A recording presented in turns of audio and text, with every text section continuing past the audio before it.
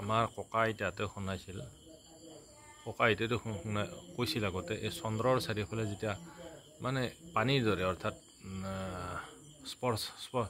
ফৰ্চা নহয়, এইটো বৰুণ মণ্ডল বুলি কয়, এইটো বৰুণ মণ্ডল। চন্দ্ৰৰ চাৰিওফালে যদি এইবিলাক একদম স্পষ্ট হোৱা নাই চন্দ্ৰটো, অৰ্থাৎ এই বৰুণ মণ্ডল বুলি কয়। আৰু এই মণ্ডল এইটো যদি থাকে, চন্দ্ৰৰ ফালে যে এইটো যদি থাকে, মানে কালি পৰহি বা এই মাহৰ ভিতৰত, এই ভাদ মাহৰ ভিতৰত ধাৰাসাৰ বৰষুণ হ'ব।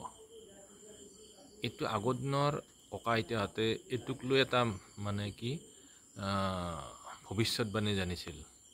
এইটো বতৰে আগজাননী দিয়ে।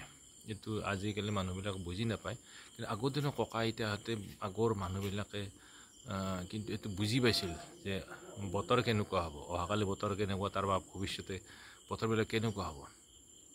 মোৰ ককা আইতাহঁতে মোক কৈছিল যে চন্দ্ৰৰ চাৰিওফালে যদি এনেকুৱা হয়, মানে স্পষ্ট নহয়, পানী যেন ঢাকি ধৰিছে বা ঘামৰ নিচিনা হৈছে বা আপোনাৰ স্পষ্ট হোৱা নাই, এইটো বৰুণ মণ্ডল বুলি কয়।